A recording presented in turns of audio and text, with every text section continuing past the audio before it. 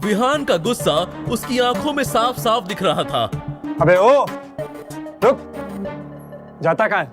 अनिका ने विहान को रोकने या फिर शांत करने की कोई कोशिश नहीं की। शायद वो भी इस तमाशे को एंजॉय करना चाहती थी। नक्श ने पहले तो अनिका के सामने विहान का भांडा फोड़ा और उसे पूरी तरह से एम्बैरस किया। उसके बाद नक्श ने अपनी ही बीवी को सलाह भी दे डाली, जो पिछले 2.5 सालों में उसने पहले कभी नहीं दी थी।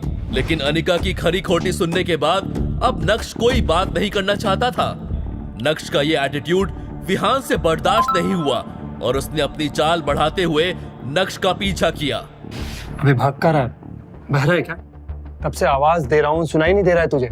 नक्श ने उसकी बात का कोई जवाब नहीं दिया। अबे तू है कौन? तेरी औकात क्या है? तूने मेरे सामने मेरे गिफ्ट का मजाक उड़ाया। मैं दावे के साथ कह सकता हूं तू मार्केट में जाके खुद को बेच भी देगा ना, तब भी वो नकली हार नहीं ला पाएगा। बड़ा है बात करता है। तुझे ना तुम्हारी मार्केट वैल्यू पता होनी चाहिए। 0 डब्बा। बोल। जब कोई आपकी खामोशी का फायदा उठाने लगे तो बोलना जरूरी हो जाता है। पहली बात, जो लड़की तुम्हारे सामने खड़ी है ना, वो मेरी बीवी है, तो बेहतर यही होगा कि तुम इससे दूर रहो। दूसरी बात, तुम्हारा दिया हुआ हीरे का नकली हार की कोई जरूरत नहीं है, ये मैं खुद इसे लाके दे सकता हूं। तो अपना ये ढोंगी दिखावा बंद करो। तीसरी बात, इसकी खुद की जेब में नोट नहीं होते, वो चिल्लर बजा के दिखावा नहीं करते। और एक बोनस बात, दोबारा इस पेन को टच किया ना तो मैं तेरा हाथ तोड़ दूंगा। नक्श ने विहान को अपने स्वैग के दर्शन करवा दिए थे। इसी के साथ नक्श ने विहान को एक बाजू ढकेला और ऑफिस से बाहर निकल गया। नक्श के वहां से जाने के बाद कुछ देर तक विहान वहीं खड़ा रहा, लेकिन इतनी बेइज्जती होने के बाद वहां रुकने का कोई सेंस नहीं था। तमाशा खत्म होने के बाद अनिका भी ऑफिस के अंदर चली गई। क्या देख रहे हो तुम लोग? Get back to work. ये अंजी कॉर्पोरेशन का ऑफिस था, जिसकी चेयरपर्सन अनिका थी। अपने कैबिन में जाने के बाद अनिका गुस्से से आग बबूला हो रही थी। पिछले कुछ महीनों से अनिका की कंपनी के हालात ठीक नहीं थे। वो मुश्किल से उसे संभालने की कोशिश कर रही थी। क्या करे उसे ये समझ नहीं आ रहा था।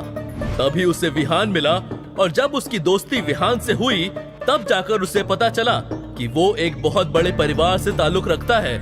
और बस यहाँ से अनिका ने विहान को अपने जाल में फंसाना शुरू किया। और आज विहान न सिर्फ उसकी कंपनी का बिजनेस पार्टनर है, बल्कि मेजर इन्वेस्टर भी है। और विहान की वजह से ही अनिका की कंपनी अभी चल रही है। इस कंपनी के सारे लॉसेस विहान ही बेयर करता है और अनिका को इसकी बहुत जरूरत भी है। अनिका का विहान से दोस्ती करना कोई आसान काम नहीं था। कितने पापड़ बेलने के बाद वो उसके करीब आ रही थी। सब ठीक चल रहा था, सब कुछ अनिका के प्लान के मुताबिक हो रहा था, लेकिन नक्श ने आकर आज सब कुछ बिगाड़ दिया। जो लड़की तुम्हारे सामने खड़ी है ना, वो मेरी बीवी है। क्या जरूरत थी उसे विहान को ऐसा कुछ कहने की? हार भले ही नकली था, लेकिन ये सब कहकर उसका ईगो हर्ट करने की क्या जरूरत थी? अब पता नहीं वो उसकी कंपनी में अपना पैसा इन्वेस्ट करेगा या नहीं। अगर वो आज नक्श को अपने साथ नहीं लेकर आती तो अभी विहान उसके साथ बैठा होता। अंजी कॉर्पोरेशन के ऑफिस से बाहर आकर नक्श काफी खुला खुला महसूस कर रहा था और नक्श इस शुरुआत को बरकरार रखना चाहता था। तभी अचानक से नक्श का फोन बजा और जब उसने स्क्रीन पर अपने दादाजी का नाम देखा तो उसके चेहरे पर चालाकी वाली मुस्कान आ गई थी। Mister Bhanushali, what a coincidence. मैं भी आपको फोन ही करने वाला था और देखिए आपका फोन आ गया। अच्छा नक्श बेटा, तुम्हें अपने दादाजी की याद आ गई? अच्छा मजाक कर लेते हैं दादाजी। आपने मुझे फोन किया तो जरूर कुछ इंपॉर्टेंट काम होगा। वैसे मैं भी आपको एक बहुत ही खास काम के लिए फोन करने वाला था। ठीक है, तो काम की बात कर लेते हैं। अगले हफ्ते तुम भानुशाली ग्रुप के नए सीईओ की कुर्सी पर बैठने वाले हो, तो मैंने तुम्हारी एक खास आदमी से मीटिंग फिक्स की है। एड्रेस तुम्हें व्हाट्सएप कर दिया है, तो तुम मुझसे कल मिल लेना। मुझे किसी को भी मिलने में कोई प्रॉब्लम नहीं है, लेकिन आपको भी मेरी 2 शर्तें पूरी करनी होंगी। पहली शर्त, आपको आज के आज मेरे लिए एक रेयर डायमंड नेकलेस का बंदोबस्त करना होगा, और दूसरी वो मैं आपको व्हाट्सएप कर रहा हूँ। और हाँ, वो काम भी बेहद खास है, जल्दी हो जाना चाहिए। नक्श पॉइंट टू पॉइंट बात कर रहा था और उसका एटीट्यूड 7वें आसमान पर था, जो यशवर्धन को बिल्कुल भी पसंद नहीं आ रहा था। नक्श बेटा, तुम्हें ऐसा नहीं लगता कि तुम्हारी डिमांड्स बढ़ती जा रही हैं? अभी तो तुमने भानुशाली ग्रुप ज्वाइन भी नहीं किया है। ज्वाइन करने के बाद पता नहीं क्या होगा। मेरी डिमांड्स बढ़ती जा रही हैं? कम ऑन दादाजी, कैसी बातें कर रहे हैं आप? जाहिर सी बात है कि आपने भी अगर मुझे ऑफिस बुलाया तो कोई डिमांड पूरी करने के लिए बुलाया होगा। It's always give and take दादाजी, आखिर तो आपका ही खून हूं ना मैं, और मेरी डिमांड पूरी हो जानी चाहिए। ये काम बेहद खास है, व्हाट्सएप कर रहा हूं, जस्ट गेट इट डन। तुम बहुत नक्श उन्हें अपनी गलती का पूरा एहसास करवा रहा था और यशवर्धन उस एहसास में दबते हुए नजर आ रहे थे। फोन रखते ही नक्श ने देखा कि उसे व्हाट्सएप पर 3 मैसेजेस आए हुए हैं। एक उसके दादाजी का था और बाकी के दोनों उसकी बीवी अनिका के थे। अनिका ने उसे 10,000 रुपए भेजे थे और लिखा था, नक्श, तुमने कपड़े खरीदे? मैंने तुम्हें बोला था ना कि हम फैमिली गैदरिंग में जा रहे हैं, प्लीज भिखारियों जैसे मत आना।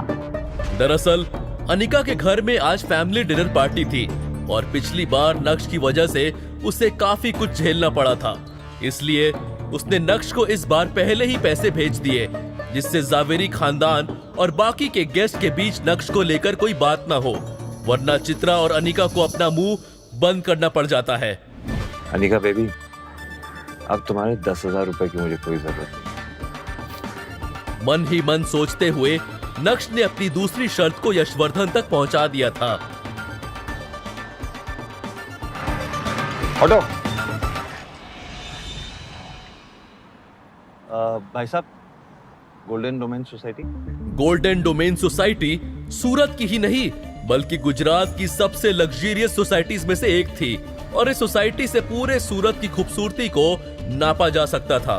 दरअसल यही वो जगह थी जहां नक्श के दादाजी ने आज उसकी एक सीक्रेट मीटिंग फिक्स की थी।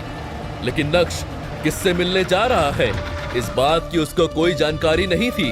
उसने सोचा ही नहीं था कि जिस इंसान से वो मिलने आया है वो कोई और नहीं बल्कि उसका चाचा दर्पण भानुशाली होगा। ये जानकर नक्श अपने चाचा से बिना मिले ही वहां से जाना चाहता था, लेकिन तभी अचानक से उसके कान में एक आवाज सुनाई पड़ी। नक्श,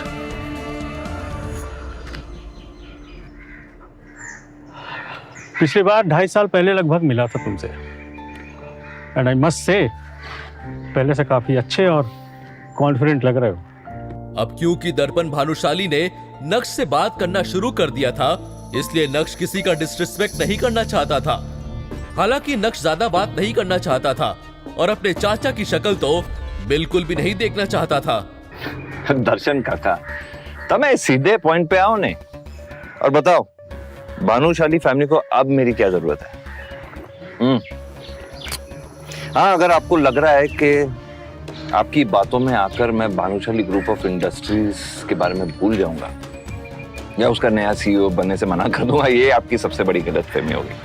कोई डाउट मत रखना।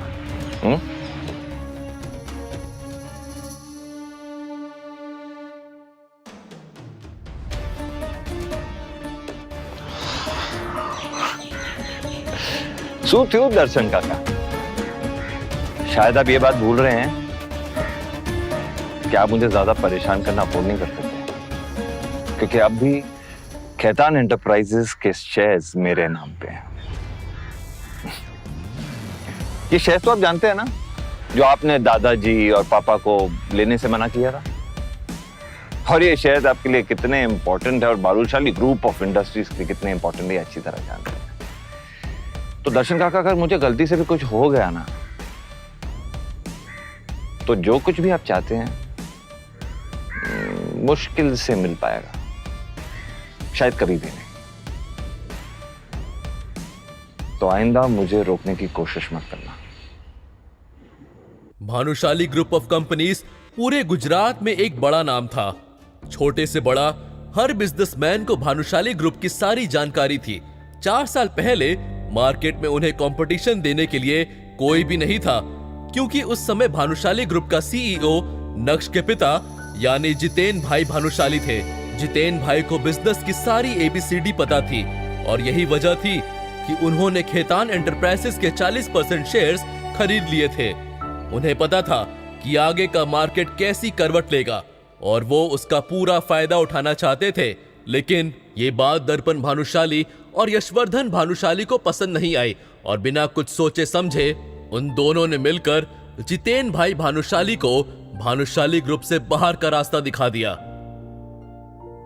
जितेन भाई के जाने के बाद नक्श के चाचा दर्पण भानुशाली ने भानुशाली ग्रुप के सीईओ की कुर्सी संभाल ली।